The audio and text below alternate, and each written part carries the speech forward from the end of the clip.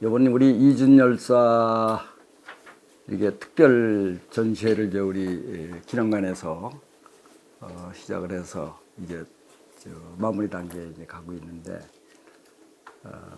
전시만 할 것이 아니라 강좌도 한번 열어보자 이래가지고 이제 했는데 이렇게 참여해 주셔서 고맙습니다. 이제 이 강좌가 이번에 3번에 걸쳐서 하는 거로 되어 있어. 이제 첫 번 강의는 이준 열사의 이제 그 법조인으로서의 이준에 대한 것을 그분이 이제 전문하시는 분이 얘기를 했고, 저는 이제 두 번째 강의는 그 세 번째 마지막은 이제 다 우리가 이준하면은 이제 헤이그 밀사 이제 그 얘기를 해서 거기에 이제 집중적으로 하고, 오늘은 이제 중간 단계로 어떻게 해서 이준 열사가 만국평화회의에 밀사를 파견하게 되었는가. 그 많은 사람들 중에 어떻게 이준이 대표로 국내에서 그것도 파견되게 되었는가. 그거에 중점을 맞춰 이렇게 좀 말씀을 드리려고 합니다. 제가 이 원고를 썼습니다. 원고를 썼는데 여러분들 이제 두 가지를 다 원고를 주로 받으셨죠? 예. 그리고 이제 또 우리 실무자들이 이렇게 PPT 자료를 해서 제가 조금 다리가 좀 불편해서 이렇게 앉아서 제가 준비한 원고를 읽으면서 조금씩 이제 부연 설명을 하는 걸로 하고, 마지막으로 여러분들의 질문을 받는 순서로 그렇게 진행을 하겠습니다. 다들 갖고 계시죠? 이제 제가 읽으면서 오늘 제목은 이준 열사의 애국개몽운동과 상동 청년의 활동 이렇게 해서 잡았는데요. 오늘 이 강좌의 이제 문제의식이라고 할까? 이 강좌의 그 제목을 이렇게 잡게 된 그런 이야기를 먼저 좀 하겠습니다.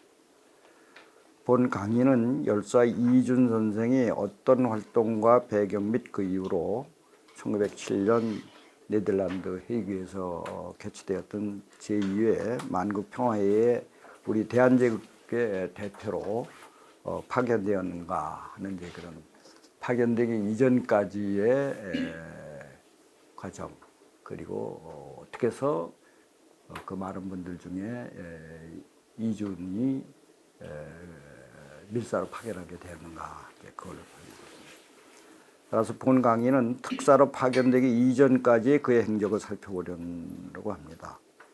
익히 아는 바대로 헤이그에서의 제2의 만국평화회의가 개최된 것은 이제 1907년을 전후한 시기는 우리 대한제국의 국군이 쓰러져 가던 절체절명의 위기에 처한 시기였습니다. 1905년은 다 아시는 대로 일제 강압에 의해서 을사늑약이 체결되므로 대한제국의 외교권이 대외적으로 일본에 강제된 백적간두의 위기였던 시기였습니다. 이러한 상황에서 네덜란드 헤이그에서 세계 제2차 만국평화회의가 개최된다는 소식을 접하게 됩니다. 우선 이 1907년 헤이그에서 만국평화회의가 열리게 된 이제 목적은, 원래는 이제 이게 이제 그 제1차는 1899년에 이제 개최되었는데, 이 그 만국평화회의는 이제 이 시기, 그러니까 20세기 후반과 21세기에 들어오면서 이제 세계 각국의 분쟁이 일어나고 이제 이렇게 되니까 이런 거를 사전에 좀 막는 방법이 없겠느냐. 그리고 이제 그 옛날 뭐 고대 시대, 중세 시대 싸움은 그야말로 소금이었지만은 이때 이제 무기도 많이 발달하게 되고, 그래서 전쟁이 났다면 많은 인명 피해가 일어난단 말이죠. 지금 여러분들이 이제 그 신문지상을 통해서 이렇게 보는 것 같이 이제 이스라엘과 하마스 전쟁이라든지 우크라이나에서의 그 전쟁, 이거 뭐 얼마나 많은 사람들이 애매하게 죽어갑니까? 이렇게 되니까 이제 국제사회에서도 이런 전쟁을 어떻게 좀 사전에 막아보자. 그리고 전쟁이 불가피하게 하더라도 인명을 최소화할 수 있는, 그래서 이제 무기를 좀 제한하는 방법, 뭐 이런 것들 그리고 이제 약소국들의 그런 그 민권이라고 할까 국권 이런 것들을 좀 그 국제사회가 논의해서 세계가 점점 편안한 그런 그래서 이제 만국 평화란 말을 그래서 이제 평화란 말을 썼어요. 그런 뜻으로 사실은 1907년 이제 해외에서 열리게 되었습니다. 그러니까 이거 굉장히 우리나라로서는 아주 그 절호의 기회였죠. 이제 그 부분을 읽어보면 그런데 이제 오늘날 같이 뭐 요새는 뭐 세계에서 일어난 일이 그냥 직방으로 그냥 뉴스로 나오지만은 이런 정보를 사실 국내에서는 알지 못하고 있었습니다. 그 당시 이제 언론이 다 통제되었기 때문에 이제 1905년 11월에 이른바 을사늑약이 체결되면서 우리나라는 사실 대외적으로 국가가 아니었습니다. 이제 외교권이 일본에게 넘어갔기 때문에 이제 많은 통제를 받고 있어서 세계에서 어떻게 돌아가는 것을 국내에서 알 수가 없었어요. 그런데 마침 이때 그 헐버트라고 하는 호모비아 헐버트라고 하는 이 이제 한국의 양반이 1880년대 후반에 이제 한국에 와가지고 올 때는 그 유경공원 들어보셨습니까? 유경공원은 이제 우리나라의 최초의 근대 그러니까 공립학교입니다. 그러니까 이제 그 정식으로 영어를 가르치는 학교였어요. 그때 그래서 이때 양반 자제들이 이 영어를 배우려고 이제 그 유경공원에 왔던 그때 이제 교사로 자격으로 이 양반이 왔어요. 그러니까 이제 원래는 1882년에 유경공원이 세워지려고 그랬는데 여러분들 아시는 대로 84년 12월에 갑신정변이 일어나잖아요. 그래서 외국인들 들어오는 거를 들어오지 못하게 했습니다. 그래가지고 이제 86년에 원래 82년 세월이었던 것이 이제 86년에 최초의 한국 근대 교육기관. 그래서 여기서 이제 영어도 가르치고 수학도 가르치고 과학도 가르치고 특히 이때 이제 그 일반 그 유경공원 학생들한테 크게 그 충격을 줬던 게 세계 지도. 그게 그 당시 세계 지도란 제목이 아니고 사민필지라고 그랬어요. 사민필지. 그 참 제목을 난 아주 잘 줬다고 생각하는데.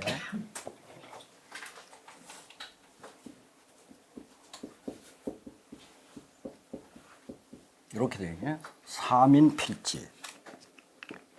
이게 세계 지도, 그러니까 지리서예요. 근데 그 제목을 사민필지라고 그랬어요.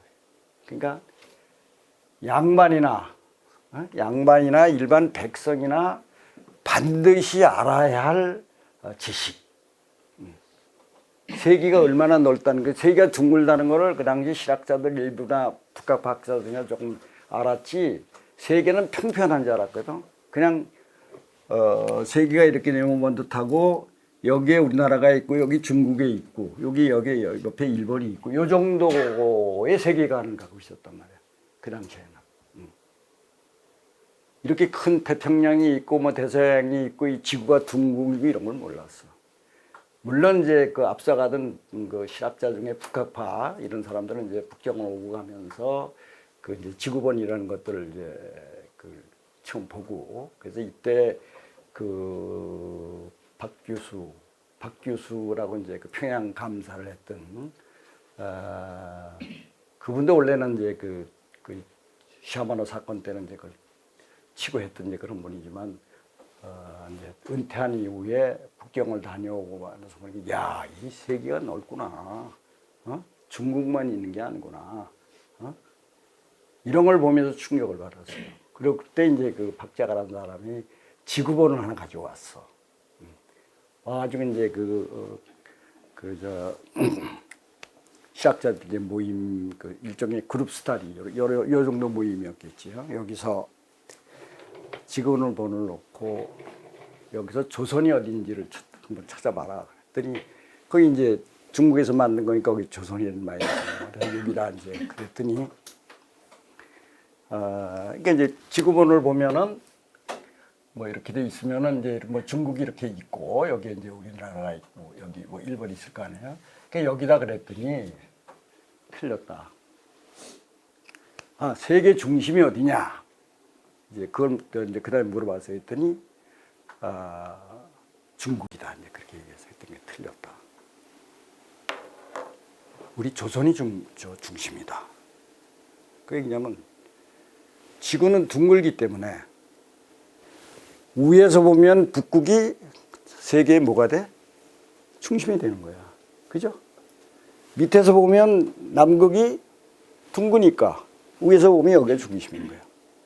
그러니까 우리 조선도 우리나라를 중심으로 보면 우리나라가 세계 중심이 되는 거야. 그렇죠? 이렇게 하면서 이제 세계관이 바뀌는 거야. 세계관이. 옛날에는 우리는 그냥 대륙에 붙어 있는 조그만 반도 국가다. 이제 이렇게만 알았는데 세계는 둥글기 때문에 어디든지 자기가 중심이라고 생각하면 내가 중심이 되는 거야. 이렇게 하면서 이제 세계관이 확 넓어져. 그러니까 이 사람들은 우리가 실학자라고 그러고 이제 그 개화파로 나중에 발전되는 거죠. 그런데 바로 이 헐버트라는 분이 한국에 와서 이제 유경공원에서 영어도 가르치고 수학도 가르치고 이제 그렇게 했는데 특히 이 세계 지리를 가르쳤어. 그리고 그 책을 이렇게 삼인필지라고 했던. 그러니까 이분은 올 때는 유경교사로 이제 왔다가 그 다음에 이제 뭐 월급 문제 여러 가지 문제 때문에 이제 2년 후에 돌아갔다가 다시 92년에 들어와서 이때부터 이제 그 코리안 레포지터리라고 하는 영어로 된 잡지와 또 1902년부터는 코리안 리뷰라고 하는 그런 영어로 된 그 잡지를 해서 세계에 한국을 알리는 역할을 했습니다. 그러니까 우리나라의 그 아리랑도 처음으로 이분이 그 오선지에다가 이렇게 해가지고 세계에 알린 분이에요. 내가 이분을 그 대학 때 잘 몰랐고 대학원 때 보고는 알고는 이런 분을 하여튼 제가 알기에는 미국인 사람들을 내가 좋아도 하지만은 싫어하는 면도 많이 있는데 미국인 중에 정말 진정으로 한국을 사랑한 사람을 한 분만 뽑으라고 그러면은 이 호머비 헐버트다. 그래서 내가 이 양반을 가지고 이제 석사학위 논문을 썼어요. 이런 말을 좀 알려야 되겠다. 응? 지금은 이제 뭐 많이들 알려져 있지만은 그리고 이제 한글이 얼마나 훌륭한 글인가를 또 세계에 알리는데 아주 크게 기여했던. 그러니까 양반은 그냥 미셔너리 이제 그 한국에 온 선교사들이 여러 종류가 있잖아요. 뭐 언더우드, 벤젤러 등등 많은데 이분도 이제 선교사로 처음에 왔지만은 한국을 세계에 알린 아까 얘기했던 코리안 레포지터리, 코리안 리뷰 이런 그 영문 잡지를 내 가지고 세계에다 한국을 알리면서 한국이 얼마나 훌륭한가. 특히 한국의 한글을 제일 또 세계에서 제일 훌륭한 글자다. 이걸 또 세계에 알린 분도 이 양반이었어요. 근데 이제 국권이 일본에 넘어가게 되니까 거기에 이제 굉장히 그 반발을 하고 그래서 이제 이 양반이 쓴 여러 책이 있는데 그 중에 하나가 이제 The Passing of Korea라는 책이 있어요. 그러니까 직역을 하면 이제 코리아가 이제 끝났다, 패싱돼 버렸다. 근데 이제 그걸 지금은 이제 대한제국의 멸망 뭐 이렇게 한글로 번역을 해서 이제 책으로 나오기도 했는데 아무튼 그런 분이에요. 그러니까 헐버트는 여러분들이 한번 기억해 둘 만한 이제 그런 분입니다. 이분이 이때 이제 외국인들은 이제 지금 우리 한국 사회도 이제 그게 생겼지만 그 안식년이라는 게 있잖아요. 사바티칼이라는 게 이제 그걸 받아가지고 본국으로 이제 그 휴가를 가기 전에 갔다가 이제 돌아오면서 유럽을 쫙 돌다가 이 헤이그에서 만국 평화회의가 있다는 정보를 받았어요. 그래가지고 이제 국내에 들어와서 이때 이제 고종하고 가까이 지냈습니다. 이제 그 아관 파천 뭐 이럴 때 양반을 이제 그 고종을 호위하고 그 권총 차고 그 호위한 분의 한 분이거든요. 그러니까 이제 고종을 언제든지 이렇게 만날 수 있었고 그래가지고 이제 바로 요거에 좋은 기회니까 이 만국평화회라는 게 이제 약소국들을 보호해주는 이제 그런 거를 그 안건이 있기 때문에 이런 게 있으니까 요때 일본의 만행을 세계 만방에 알리면 좋겠다. 이래가지고 이제 그 사실은 이제 밀사를 파견하게 되는 거죠. 그런 정보를 주신 분이 바로 이제 그 헐버트였다고.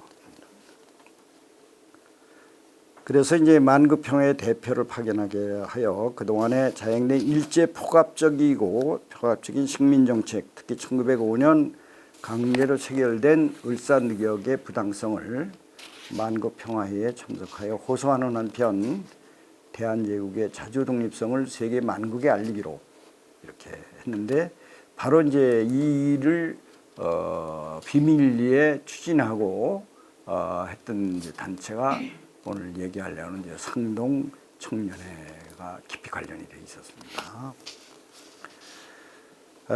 오늘의 강의 제목을 이준 열사의 애국개몽운동과 상동 청년회 활동으로 정한 것도 이제 바로 이런 이유로 하겠습니다. 그런데 어떤 배경과 이유에서 국내 인사 가운데 이준이 어떻게 특사로 결정되었는가? 이제 이거가 오늘 초점이죠. 그러니까 뭐 뒤에서 다시 얘기를 하니까 이렇게 아는 대로 1890년 독립협회 결성된 후에 1907년에 이르기까지 10여 년 이때가 아주 대단한 시기였습니다. 이때가 인권 운동이 아주 왕성하게 일어나던 이제 그런 시기였는데 이때 수많은 구국개몽운동 단체들과 애국지사들이 여러 모양의 조직과 단체들을 조직해서 다양다기한 형태의 구국개몽운동이 펼쳐졌습니다. 여기서 일일이 거명할 수 없을 만큼 수많은 젊은 애국지사들이 많았는데 과연 어떤 배경과 어떤 이유에서 그 많은 애국지사들이 그 가운데서 이준이 만국평화회의 국내 특사로 결정하게 되었을까? 이제 여기에 오늘 강연의 초점이 되겠습니다. 이제 본론에 들어가기 전에 먼저 우리가 이제 이준 선생을 이준 열사라고 그러잖아요. 근데 왜 누구에게는 열사, 누구에게는 의사라고 이게 부른단 말이야. 그 기준은 뭔가 이제 그 얘기를 먼저 좀 하겠습니다. 본 주제에 들어가기 전에 이준 선생을 역사적으로 열사라 칭하는 이유를 먼저 알아보기로 합니다. 우리 근현대사에는 큰 족적을 남긴 역사적 인물 가운데 누구에게는 의사라 하고 누구에게는 열사라고 칭합니다. 그렇게 구분하는 기준이 무엇일까요?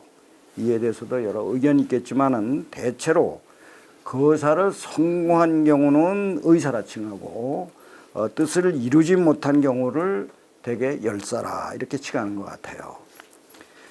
좋은 사례로 우리가 안중근 열사 안 그러잖아요. 그죠? 안중근은 그 목적한 바를 달성했단 말이야. 이토 히로부미를 할빈역에서 적용을 했단 말이야.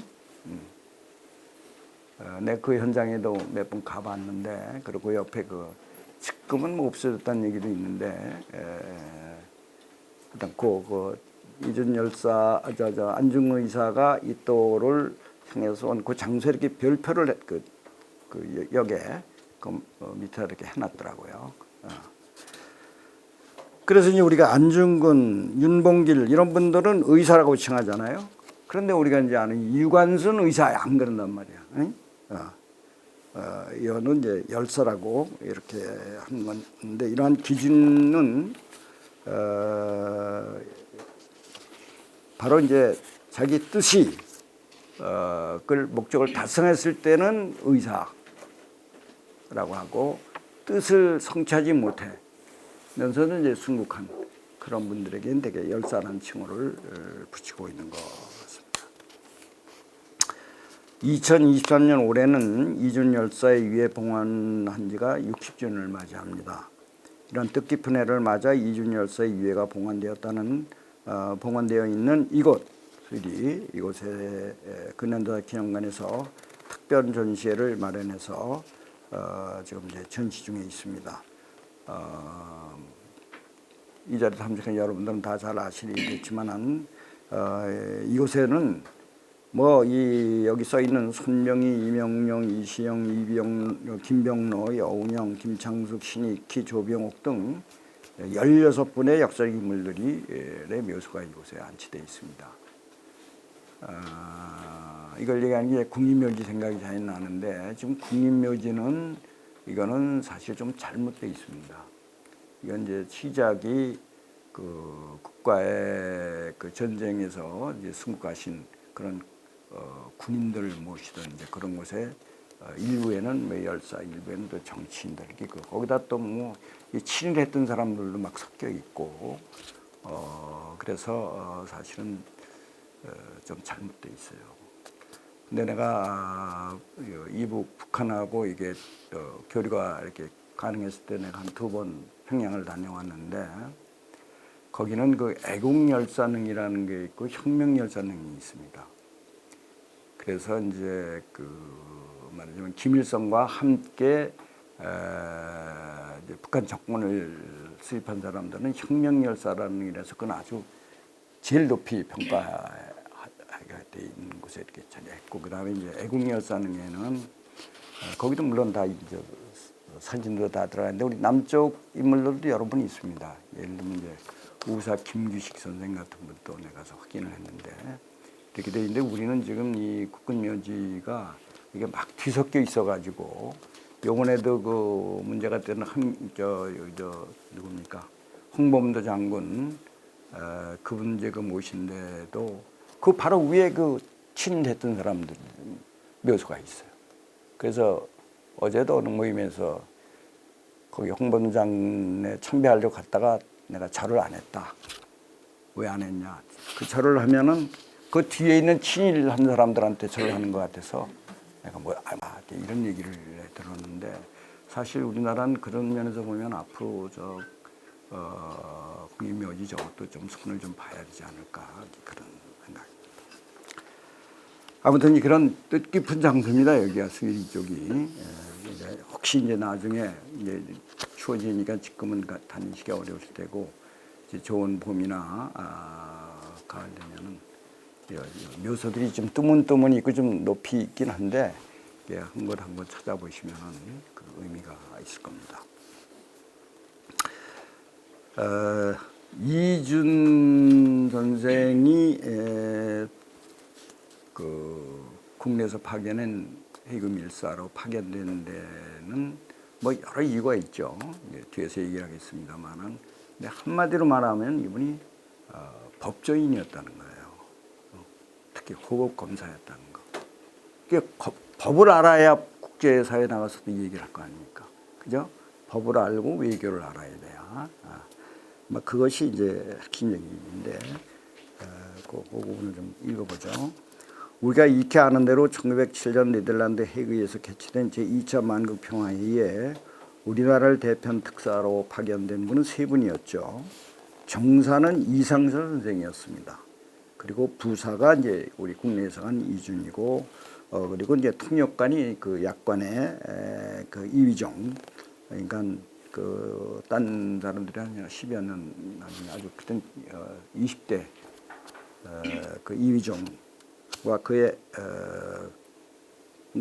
이들의 활동과 통역 등을 맡았던 아까 이제 소개했던 헐버트가 파견되었습니다.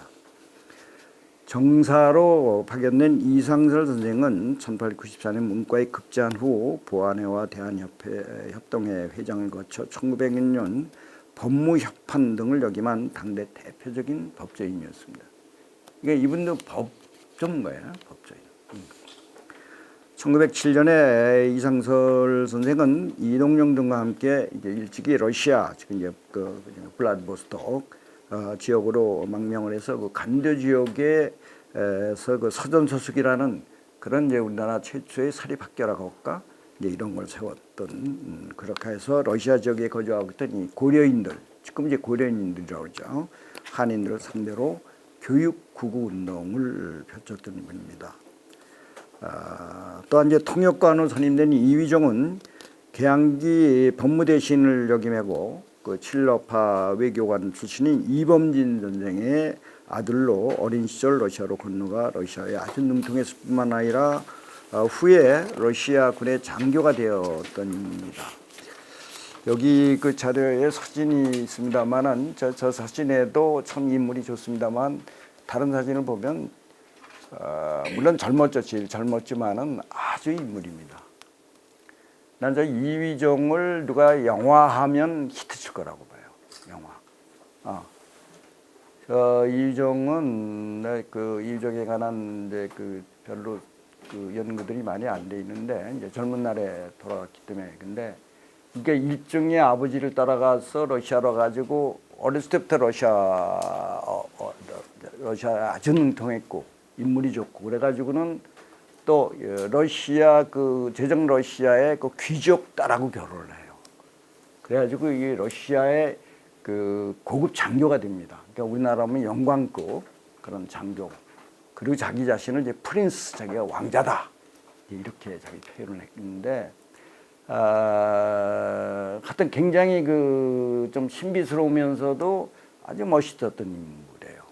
그래서 저 양반을 누가 좀 추적해서 그 요새는 러시아하고 조금 우리가 좀 그렇습니다만 이제 관계 잘 되면은 현지에 가서 좀 이렇게 만들고 그러면 아주 멋있는 영화가.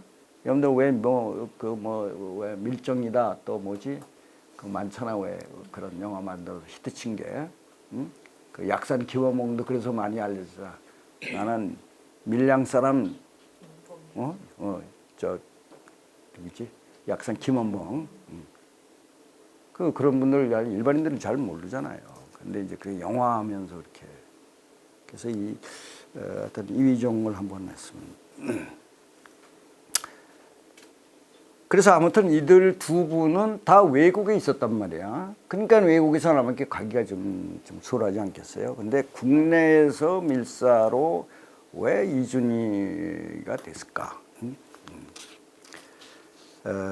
국내에서 특사로 임명된 이준은 어떤 인물이었나? 이준은 1859년 1월에 함경도 북청에서 이병헌과 청주이시 장남으로 태어났고 그 뒤에는 빼겠습니다. 그러다 12세 때인 1870년에 북청향시에 합격했으나 나이가 어리다는 이유로 등재되지 못했다고 해요.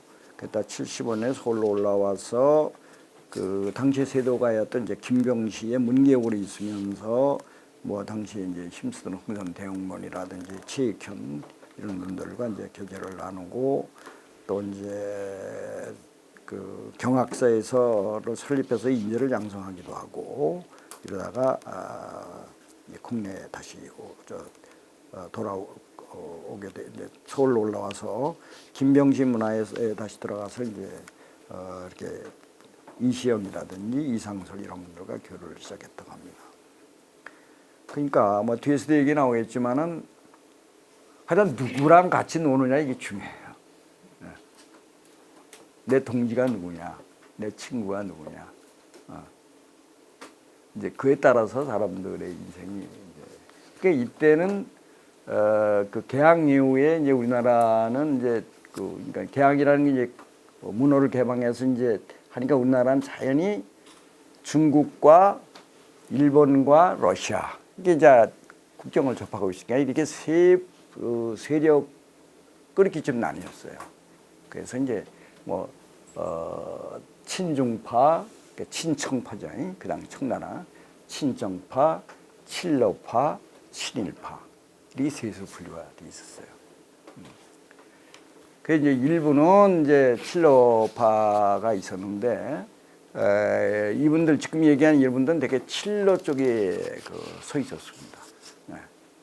24세에 된 1894년 8월에 이제 그 천봉에 임명되어 관직이 시작되었는데 뭐 한 해 정도 하다가 그만두고는 25세에 이제 법관 양성소에 입학을 했어요. 그래서 머리는 뛰어났던 거죠. 그래서 96년에 이제 2월에 법관 양성소를 졸업한 후에 한성재판소 검사 10호로 임명을 돼서 사실상 이때부터 이제 법조인으로 활동을 하게 됩니다. 그런데 그 직후에 러시아 공사관으로 피신하는 저희 그 아관 파천, 이게 이제 아라사라고 했잖아요. 우리가 러시아를 한문으로. 러시아관으로 파천 임금이 옮겼다. 이게 90년 2월에 있었는데 이게 사실 참 비극적인 일이죠. 그 나라의 임금이, 그 나라의 황제가 그 나라에 있는 공사관으로 도망을 피신을 가있어요. 이게 참 창피한 일이죠. 근데 그만큼 그 위태로웠어요. 이 고종을 이제 언제 어떻게 시해할지 몰랐기 때문에. 그리고 이제 요 즈음이 바로 요 앞에가 어떤 사건이 있었죠? 그 와이프 되는 민비가 시해당했단 말이에요. 이 민비 시해된 것도 제가 일본 가서 자료도 좀 조사해봤고 또 당시에 일본 신문 이런 것들 좀 보고 그래 옛날 얘기지만 그랬는데 하여튼 고종 민비가 더 나이가 많았죠. 그리고 민비는 굉장히 그 어려운 속에서 자라가지고 굉장히 그 여성으로서 굉장히 그 명특했던 것 같아요. 그에 비해서 고종은 이제 되게 왕실에서 자란 사람들이 되게 그렇습니다.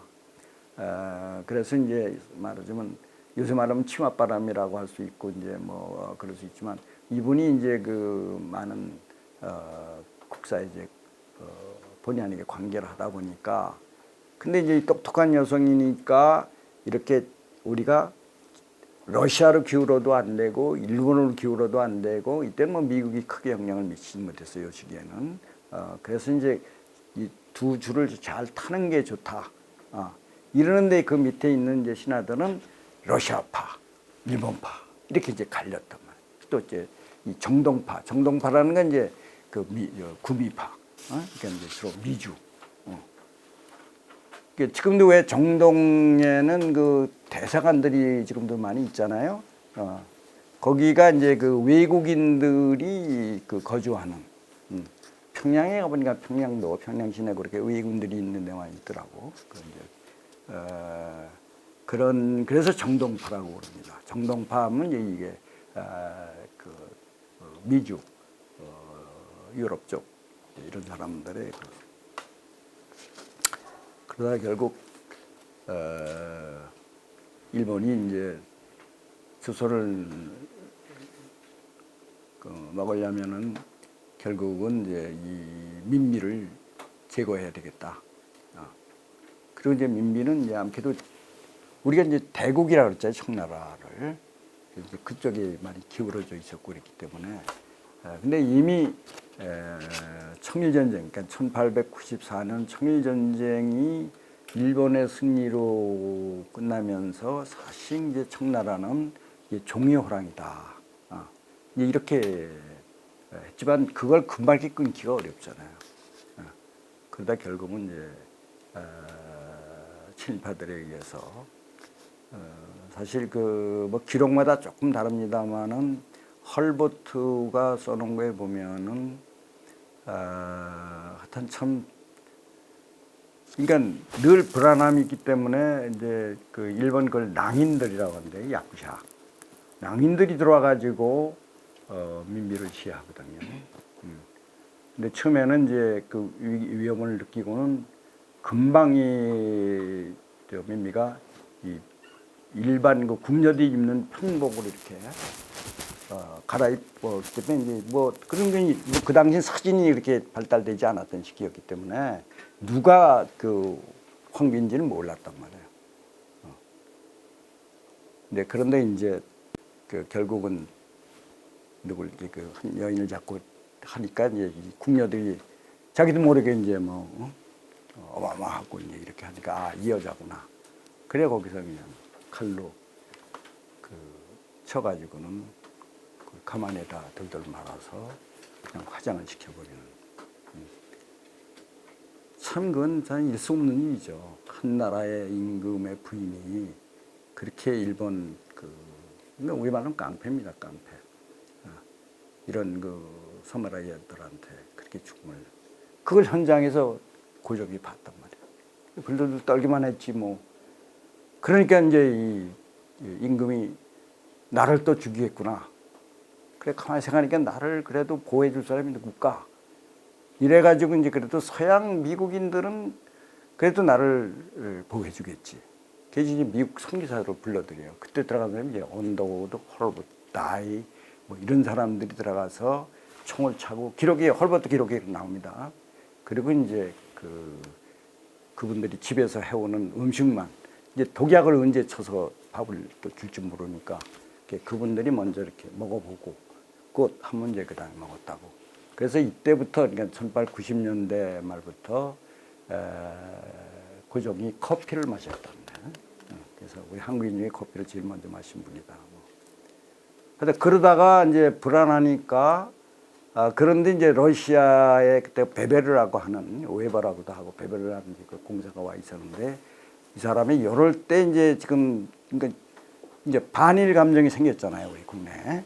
그러니까 이걸 이제 친일로 끌려고 한 방법의 하나가 이제 고종 황제를 여기 있으면 불안하다.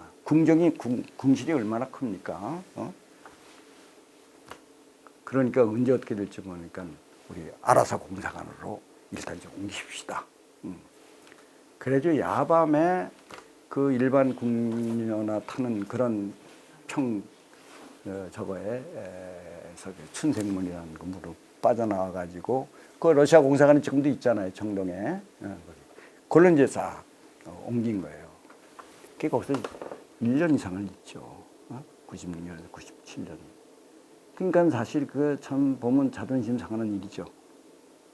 그 나라의 임금이 그 나라에 와 있는 공사관의 집으로 도망가서 그것도 하루 이틀 있는 것도 아니고 1년 이상을 있었어. 그러면서 이제 이권이 뭐 우리 광산권이니 철도권이 이런 게 이제 막 러시아하고 그렇게 되니까 이제 러시아로 넘어가니까 미국이 가만히 있겠어요? 일본이 가만히 있겠어요? 왜 우리한테는 안 주냐? 그래서 이제 뭐 이 철도 놓는 거, 뭐 길 내는 거, 전기 문제 뭐 이런 거 다들 서들 이권들. 그 중에 이제 제일 크게 광산입니다. 광산. 여러분도 아시다시피 우리나라는 금수광산, 뭐 그때 말하는 금수광산이 좀 다르긴 하지만 중국이 이 조선하면은 두 가지를 인정했어요. 그게 이 조선의 금과 인삼. 그래서 우리 인삼 장사들이 일찍이 중국뿐만 아니라 미주까지 갔던 게 하여튼 인삼은 그 당시 하여튼 그 명약이었고 하여튼 몸에 좋다는 건 이제 세계가 다 알아져가지고. 근데 이 금이 우리나라 금이 지금도 그렇다긴 하는데 하여튼 우리나라 금이 그렇게 좋답니다. 근데 이게 이제 그 중에서도 제일 유명한 그 강산이 그 운산금강이라고 있어요. 여러분들 노다지라는 말 들어봤죠? 노다지, 금노다지. 그게 무슨 말인지 아세요? 우리 저기 나이 드신 우리 어르신 노다지 우리 그런 노래 있잖아요. 이게 노타치라는 뜻이에요. 노타치. 하여튼 그 당시 운산 금강에는 금을 캘 것도 없대서 이렇게 좀 캐 들어가면은 금이 이렇게 금 덩어리가 이렇게 벽에 이렇게 딱딱 붙어 있었대. 그러면 이렇게 금 덩어리가 붙어 있는 걸 보면 그 당시 이제 그걸 관리하고 그걸 이제 그 갑신정변 때 누구지? 하여튼 그때 민영기를 살려주잖아요. 그때 그 알렌이라는 의사가 이제 그걸 살려줘. 그때 이제 의사는 우리나라는 뭐 한약으로 하는데 이제 째고 이렇게. 그래가지고는 고종하고 민미가 당신 원하는 게 뭐냐 그랬더니 금강을 하나 좀 주면 좋겠다. 그래가지고 그게 미국한테는 넘어갔어요. 그래가지고 그게 그러니까 그게 1880년대부터 1930 정확한 연도는 지금 기억이 잘 안 나는데 4년인가 35년 이때까지 운산금강에서 금을 계속 해갔습니다. 그러니까 미국에 엄청난 금이 우리나라 금이가 있습니다. 근데 그때 이제 운산금강을 개발할 때 하다 캐다 보면 이렇게 벽에 붙어 있었대. 그럼 이제 관리하는 사람이 미국 사람이니까 이 사람이 딱 그런 게 본 노타치 그랬다는 거야. 그런 거 나타나면 그건 이제 그냥 바로 이렇게 그대로 금괴가 그 자체가 큰 가치가 있으니까. 그러니까 한국 사람 들기에는 금이 나오면은 노다지라고 그러는구나. 노타치란 말이 타치하지 말란 말 아니야? 근데 이제 그게 우리 발음으로 하면 노다지가 된 거지. 그래서 노다지, 금노다지라는 말이 그래서 나왔던. 얘기가 좀 딴 데로 갔습니다만은 그래서 이제 그렇게 됐다가 아간 파천하다가 얘기가 좀 길어졌는데 그래 이제 아간 파천이 발생하고 김홍집 친일대가 이제 무너졌단 말이에요. 그러니까 친일파에서 이제 친일로로 다시 넘어간 거지. 응? 그래가지고 이제 이때 이준 선생님도 이제 검사부에서 해임이 되었습니다. 그래서 그 후에 다시 이제 일본으로 유학을 가서 동경전문대학에서 이제 법에 대한 공부를 좀 더 심도 있게 하고 나서 다시 이제 1898년 이제 돌아옵니다. 근데 이제 아시는 대로 이 1898년에 돌아오니까 우리나라는 이제 1890년대 말부터 굉장히 바람이 불었거든. 아마 요새의 이런 무슨 촛불 집회니 이런 거 이상으로 하여튼 그 당시 1896년에 독립협회가 생기면서 이게 이제 민권운동이 확 일어납니다. 그러니까 이제 서재필이라는 분이 이제 돌아오잖아요. 근데 이제 이때 서재필은 은지에 관계됐던 사람이죠. 이 양반은 이제 요거보다 12년 전인 1884년 12월에 갑신정변을 일어났단 말이야. 이때는 사실 행동대원이었어. 서재필은. 그랬는데 이제 이때 거기 됐던 이제 김옥균, 뭐 박경영, 소강 이런 사람들 다 많이 죽임을 당하고 그랬는데 이 양반은 이제 젊고였는데 이제 소위 말하는 일본, 미국으로 튀었지. 미국으로 가가지고 거기서 이제 공부를 해가지고 뭐 서재필 박사라고 근데 양반은 의사 자격은 땄죠. 박사는 아니었어요. 아무튼 가가지고 근데 이때도 돌아오면은 이제 반역죄가 있기 때문에 죽임을 당할 수 있는데 이때 제이슨 필립이라고 하는 이제 미국 시민권을 따고 미국 사람이 된 거야. 국적이. 그러니까 이제 돌아와도 우리 정부에서 어떻게 할 수가 없어. 그래서 돌아와서 이제 서재필로서는 이게 우리가 내가 10여 년 전에 20년 전이지 그때 이제 갑신정변을 일으켜서 한국을 좀 이렇게 근대화시키려고 했는데 실패했지만 지금부터라도 다시 해야 되겠다. 근데 결국 갑신정변이 실패한 것도요. 이제 그것도 제가 이제 자료들을 보니까 갑신전이 1884년 12월 4일에 있었는데 이때 이제 이게 일종의 쿠데타를 일으킨 거거든. 근데 이때는 사실 일본이 사주를 해준 거예요. 그래가지고 했는데 이게 이제 청군대가 저도 그때 원세가 우리나라에 와 있을 때야. 원세기가 사실 하여튼 우리 궁궐에 들어갈 때는 아무리 높은 사람도 절대 감을 못하게 돼 있습니다. 근데 하여튼 이 원세기는 나이 23세뿐이 안 된 젊은 사람이 하여튼 궁궐에 이렇게 폼 잡고 하여튼 나중에 뭐 그래서 이제 뭐 중국을 이제 한때 회잡기도 했지만은 하여튼 이제 그랬는데 이 원세계한테 당하는 거예요. 그래가지고 결국 이제 3일 천하라는 게 3일 만에 이제 실패하고는 제물포로 도망을 가거든. 근데 그때 이 민중들이 다 김옥균한테 돌을 던졌습니다. 역적이라고. 그러니까 그만큼 이 민중들은 잘 모르는 거야. 일반인들은 지나야 알지. 그래가지고 이제 양반이 96년에 돌아와서 우선 독립신문이라는 거를 그 당시는 다 한문을 쓰던 시기입니다.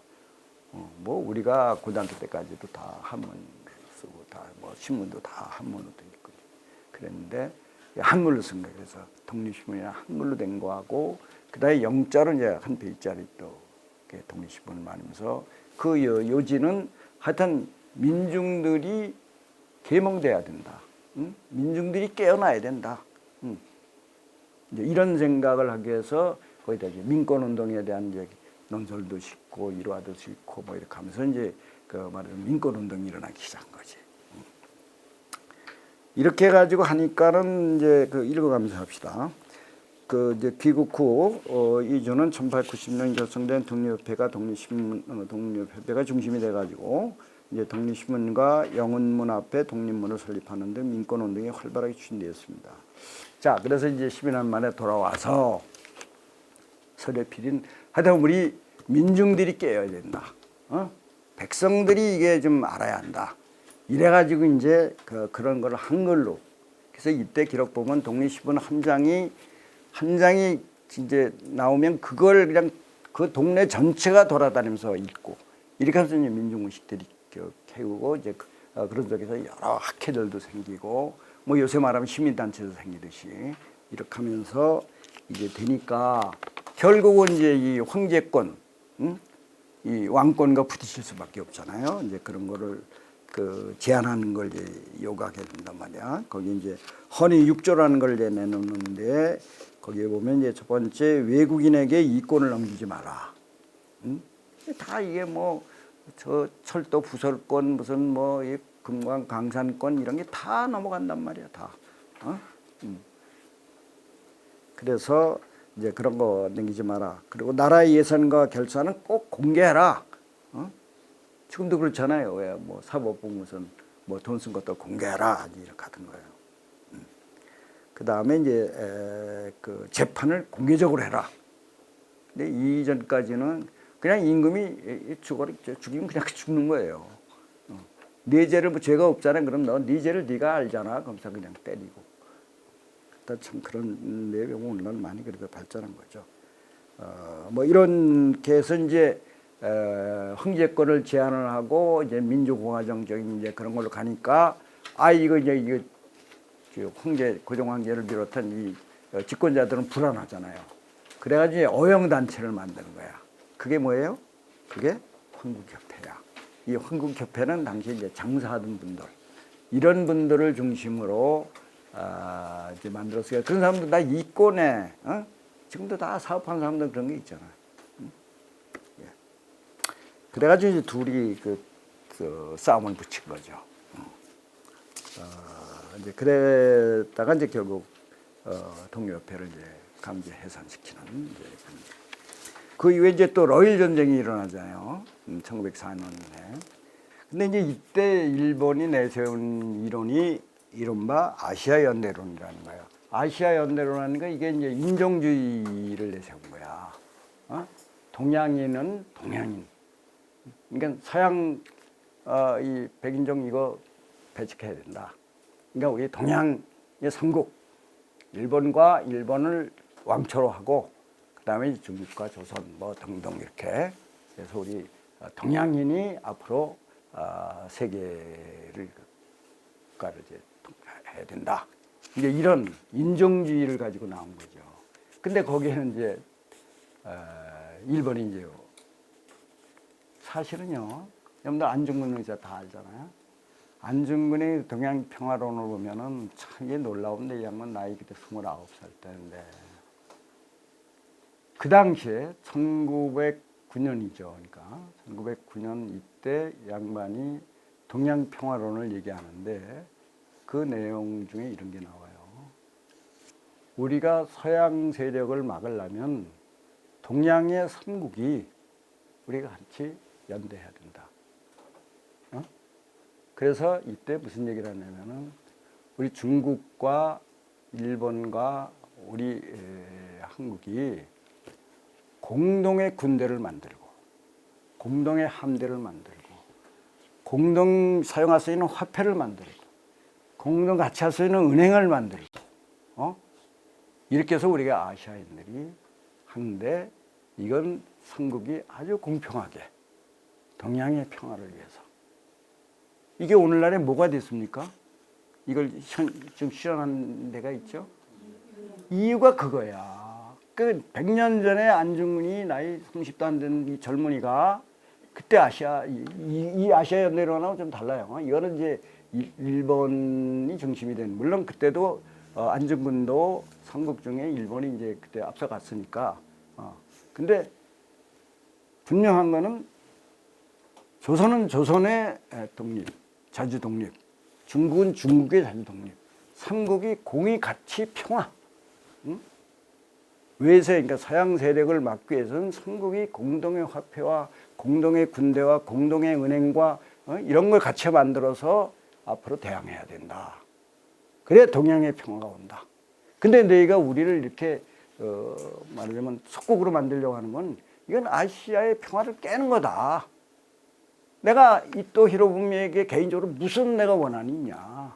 근데 그 사람은 그런 걸 앞서서 좀 하기 때문에 그걸 내가 막기 위해서 내가 개인 이토 히로부미를 죽인 게 아니라 아시아의 평화를 깨는 일을 하기 때문에 나는 의병장으로서 공인으로서 내가 이 의결을 한 거지 내가 이등박만 개인에게 내가 무슨 그 얘기가 나오고 또 하나는 그 안흥칠 전에 이제 양반의 그 여성 감옥에 있으면 쓴 거예요. 보면은 1907년에 그때야 내 기억이 정확한지 모르겠는데 이때 이제 양반이 그 천주교 신자네요. 안도마라는 이제 그 법명 세례명도 받았는데 이때 그 황해도 양반 안학분인데 거기에 일찍이 황해도 지역에 천주교가 들어갔어요.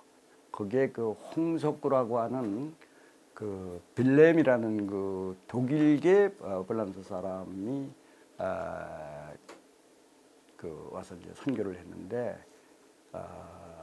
이 양반과 아주 가까이 지냈어요. 그래서 안중근 집안이 그 아버지가 안태훈인데 안태훈이가 이제 개화파였는데 이렇게 좀 몰려가지고 좀 이제 어렵게 되니까 이때 이제 천주교에 귀의를 해요.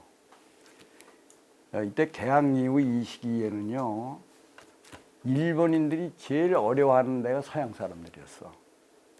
그래서 그때서 사실 교회를 간 사람들이 많아요. 성당에 간 사람들이 뭐 믿고 천당 간다 이런 생각보다는 그 안심인명, 응? 안심인명. 그러니까 마음의 편안함과 생명을 보존하기 위한 방법의 하나로 이 성당과 교회를 찾아갔어. 그래서 거기에서 이제 서양 사람들과 가까이 지나면 거기 손을 못 대. 일본 사람들이. 그리고 그 당시 성당이 얼마나 무서웠냐면은 자기네 마음에 안 드는 그런 사람이 좀 데려다가 그 뭐 이거 기록에 나오는 거예요. 내가 그냥 만들어낸 얘기가 아니야. 그냥 그 성당 앞에다가 줄이를 틀고 막 그랬어.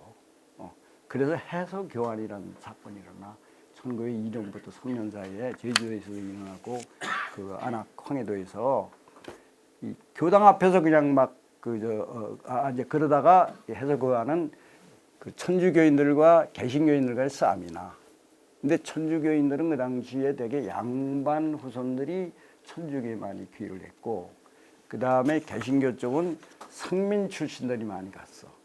근데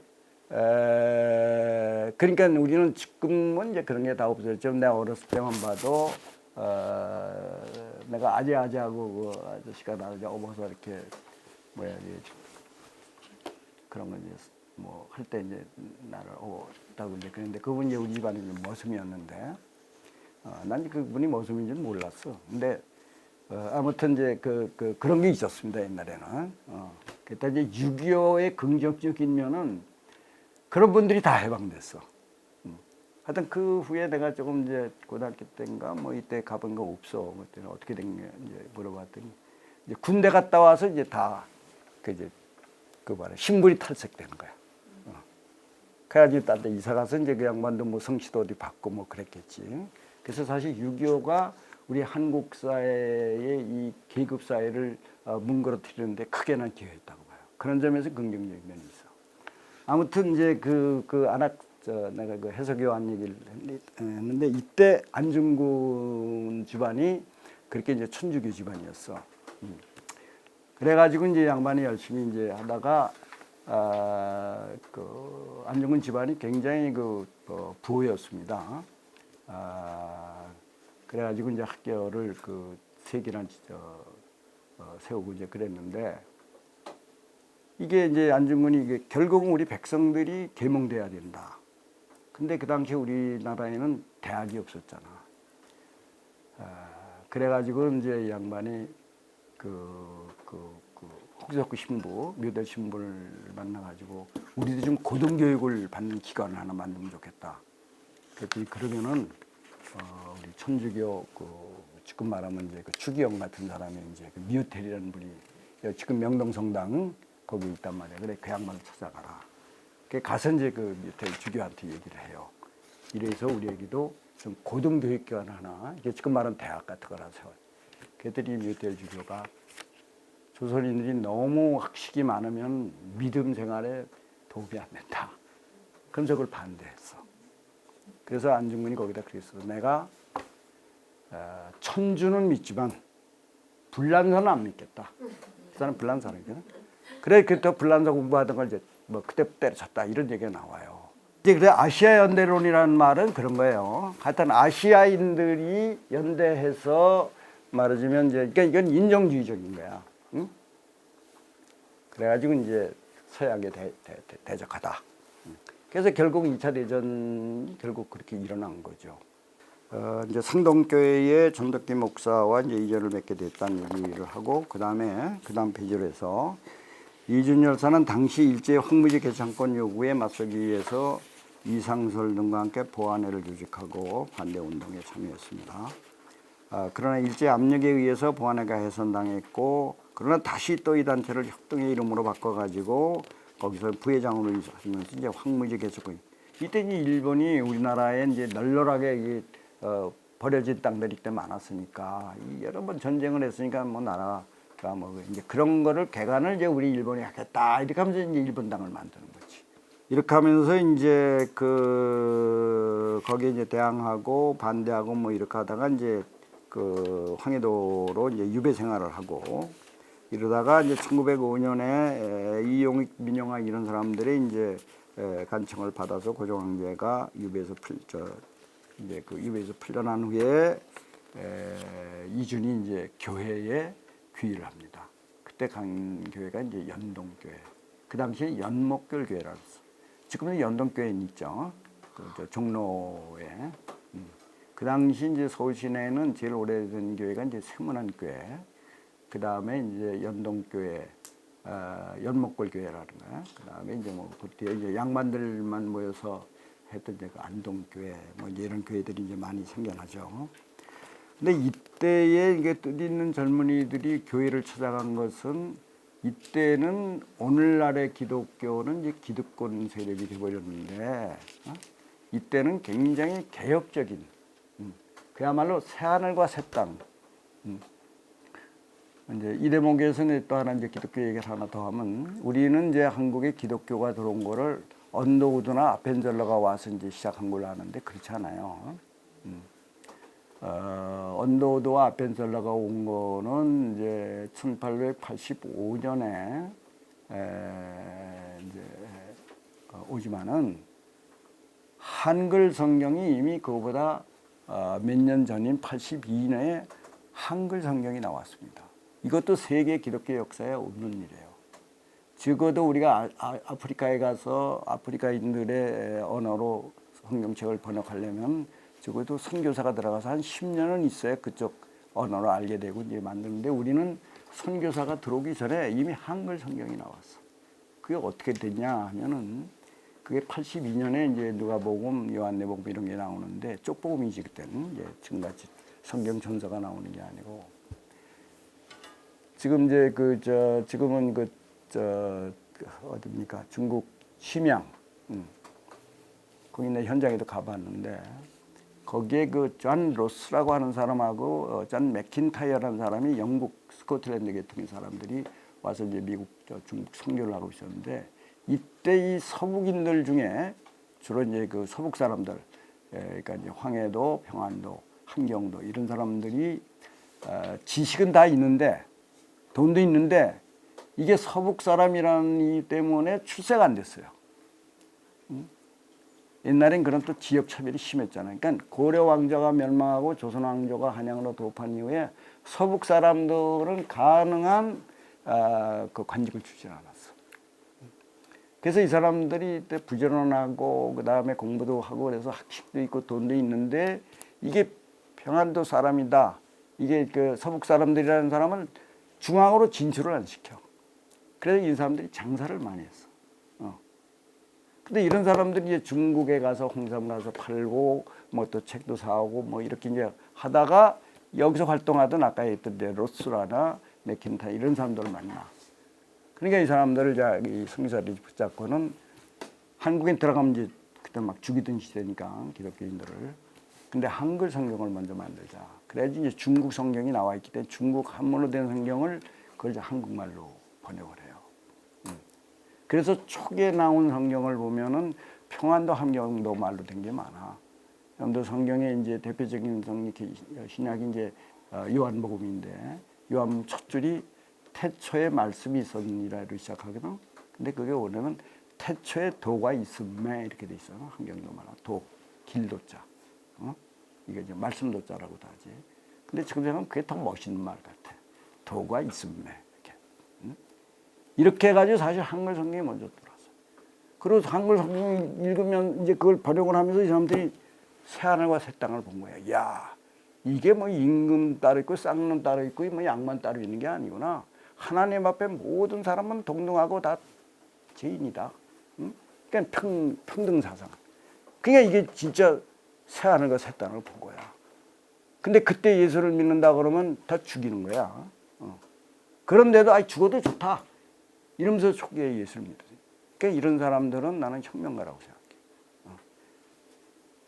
이렇게 해가지고 사실 한국에 그래서 이 평안도나 이 평양 이런 쪽이 그 한국의 예루살렘이라고 이제 그렇게 얘기할 정도로 기독교가 처음에는 굉장히 혁신적인 그런 진보적인. 근데 이제 이렇게 100년 이제 150년이 흘러가면서 이게 이제 기득권 세력이 된 거예요. 그래서 이제 이준도 그래서 이제 기독교에 귀의를 해서 그때 이제 그런 뜻을 가진 사람들이 모여든 곳이 그게 성동청년회야. 성동청년회. 1905년 11월에 이제 울산의교회 체계를 내자 당시 반일 애국 계몽 운동을 가열차게 추진하던 곳이 이제 성동청년회에 이게 이제 이준이 가입을 합니다. 이때 성동청년회는 앞서 나왔나요? 그 전덕기라고 하는 분이 이 양반은 이제 그 이천 사람인데 원래 숫장수의 아들이었어요. 그래서 이제 서울 시내에 나 어렸을 때도 뭐 이게 숲 팔고 뭐 그 나무찜 갖다 이렇게 시장터에서 팔고 뭐 그래서 이제 그렇게 하다가 뭐 안창호 같은 사람들은 이제 그래서 예수를 믿게 됐는데 이 양반은 이제 청일전쟁 때 이제 서울에 내려왔다가 이제 오시오 우리 집으로 오시오 우리 집에 오면은 밥도 주고 잠도 재워주고 공부도 시켜줍니다. 그런데 이게 서양 사람이 이제 우리말을 더듬더듬 없어 하니까 근데 뭐 노잣돈은 떨어졌고 그래서 아이 뭐 호랑이 굴에 가서 정신만 차리면 되지 이래가 어디 가서 거기서 이제 배운 게 그게 이제 오늘날의 세문안 교회에서 거기서 이제 다니면서 이제 양반의 눈이 띄는 그러니까 세계관이 확 넓어요. 하여튼 이래가지고 이제 이 성동교회에 이제 전덕기라는 사람이 일찍이 그 성동교회는 건 지금도 있죠. 그 저 남대문에 거기 신세계 옆에 있어요. 지금도 거기. 지금은 이제 뭐 교세가 굉장히 약해졌지만 이때 하여튼 그 의식이 있는 젊은이들이 다 이제 몰려들었어. 그랬다가 이제 평년 검사가 다시 되고 또 뭐 체포되기도 하고 뭐 하여튼 이러다가 이주는 이제 대한제국 사법권을 수호하는 이제 호법 검사로서 이제 그 무단 또 이렇게 해직당하잖아요. 근데 이제 그때 얘기한 이제 그게 오호라 급일 법부든 무법지부라 칭하고 평리오는 불평지원이라 칭함이 가다. 이게 이제 그 청원서에 나온 얘기인데 이게 이제 이준이 한 얘기야. 그러니까 당시에 이 법부가 이제 완전히 친일로 갔단 말이야. 그래서 이게 법을 지켜야 되는 것이 이게 무법, 법이 없는 것 지부가 돼버렸고 평년 역시도 이게 이제 불평지원이다. 그러면서 이제 이래서는 안 된다. 요 밑에 건데 내가 좀 거기다 덧붙인 얘기인데 법이라는 게 뭐냐? 법이라는 건 한자로 보면요. 법이라고 저렇게 쓰잖아. 물 숫자에다가 플러스해서 그 갈것자야 저게. 그죠? 법이라는 게 그렇죠. 섬수변에는 이게 물이야, 물. 그래다가 이제 이게 갈것자냐. 그러니까 물이라는 것 같아. 무슨 역류하는 것도 있지만 물이라는 건 위에서 아래로 흘러가는 거 아니야. 이게 상식이야. 그죠? 그러니까 법이 그게 어려운 게 아니야. 상식대로 흘러가도록 그렇게 역류하는 거 있으면 이걸 바로 잡아주고 이게 법이야. 근데 오늘날에는 이게 잘 모르겠어. 그래서 또 얘기를 하겠지만은 왜 이상설이나 이준이 그 밀사로 가게 됐냐. 그래서 만국 평화회의에는 국제법을 만드는 데니까 그 법에 대한 이해가 있는 사람을 보내야 되겠다. 응? 그리고 우리가 얼마나 일본에게 이렇게 당한 게 이게 세계 법적으로 맞지 않는지 이런 걸 이제 호소하려고 했던 거지. 근데 이제 이렇게 했던 데는 이제 또 상동청년회의 국군수호 계몽 활동에 이제 적극 가담하면서 이제 그런 의식이 더욱 생겨납니다. 상동청년회는 이제 그 감리교 스크랜턴이라는 선교사가 이제 그 세운 저 교회인데 1901년에 이제 거기에 그 안에 상동청년회라는 게 생겼어요. 근데 이제 상동청년회는 여기 지금 써 있는 대로 그 이천 출신 전덕기가 아까 얘기했던 이제 양반 술장사 아들이었는데 어떻게 해서 이제 그 스크랜턴을 만나게 되고 그 집에 이제 뭐 처음에는 뭐 음식 만드는 일도 보조하고 뭐 심부름도 하고 이제 그런 일을 하다가 똑똑하니까 이 양반은 이제 신학을 공부하게 해가지고 이제 목사가 되고 전도사가 되고 그 다음에 이제 목사까지 되는데 그 안에 이제 1904년에 양반 그 안에 이제 지하실에 성동 교회가 지금은 이제 저 모습이 그 하나도 없습니다. 저 지하에 그 이제 그 벽을 하나 내서 그때 이제 성동 청년회라는 걸 만들어 가지고 거기서 말하자면 이제 그 항일 그런 민족 지도자들이 이제 많이 나오게 됩니다. 근데 이제 훗날에 이 상동 청년회를 상동파라는 말을 역사 한 분이 있어요. 그 양반이 어떤 이제 전덕기 그 상동파. 그런데 이제 그 전덕기 선생이 그 신앙상맥에서 이걸 이제 이 상동파를 이렇게 역사화하면서 아주 자세하게 그 상동파의 인물들을 이렇게 열거했어요. 여기 보면 뭐 당시에 잘 나가는 분 우리가 역사적으로 인물들 다 이름이 다 나옵니다. 여기에 뭐 여기 보면 이제 전덕기 목사를 우두머리를 해서 주시경, 박영만, 최병원, 이필주, 뭐 이승만, 뭐 노병선, 이동영, 뭐 또 이갑, 노백린, 김구, 이승훈, 뭐 이시영, 이회영, 뭐 이 다 들어가요. 그러니까 그때 하여튼 그 나라를 했던 거기에는 다 그 이럴만 사람들이 다 그 한가닥 하는 사람들이 다 참여돼. 그래서 이렇게 잘 나갔는데 결국은 이것도 이제 일본의 그 압제로 인해 가지고 결국은 이제 해산되게 되죠. 이제 친일 관료를 비판한 연설회 때 전덕기 목사는 이런 말을 했다고 그래요. 항해술을 배운 적이 없는 선장이 배를 운전하면 암체에 걸려 배가 파산할 수밖에 없다. 작금의 나라와 정치를 잘 모르는 정부 관리들이 나라를 위기에 처하고 있다. 이런 연설을 했는데 이건 내가 이번 자료 보면서 이제 했는데 이거는요 본해퍼라는 분이 있습니다. 신학자 본해퍼. 이 양반이 그 히틀러 암살단에 가담했던 사람인데 이 양반이 지금 히틀러가 이게 미친 술에 취한 게 술 취한 운전수다. 근데 이 사람이 운전하는 버스에 타는 사람들이 다 죽게 생겼다. 그러니까 이거 히틀러를 이걸 죽여야 된다. 그래가지고 이 신학자가 말하자면 그 히틀러 암살단에 들어가요. 그래서 이제 뭐 나중에 죽게 되지만 이런 거와 비유될 만한 이제 그런 일이라는 걸 거기다 써놨습니다. 뭐 그 밖에도 이제 그 다른 분들의 증언을 쭉 썼는데 이런 거 한번 좀 보시고 이제 맺은 말로 들어가겠습니다. 오늘의 핵심은 왜 어떤 이유로 이준이 만국평화회의에 밀사로 파견되겠느냐. 이거는 그의 그 올곧은 법정신 그리고 이걸 행동으로 옮기는 것 이런 걸 이제 온몸으로 실천에 옮겼기 때문에 당시에 고종이나 대한제국을 이거 살려야 한다고 하는 그런 애국지사들이 밀사로 파견하게 되었다. 이렇게 생각돼요. 오늘날에 우리가 법조인들이 지금 내 나라를 좀 좌지우지하는데 정말 법조인들이 이런 그 이준과 같은 법의 정신이 뭔지 이런 걸 좀 알면서 나라 정치를 좀 잘했으면 좋겠고 또 여러분들도 이런 이준의 이런 정신 또 법의 본래 정신 이런 것들을 알고 나라가 이렇게 어려울 때 했던 우리 선열들의 뜻을 마음에 담고 이걸 이제 후손들한테 이렇게 전하는 그런 여러분들이 되기를 기대합니다. 이상으로 제 강의를 마치겠습니다.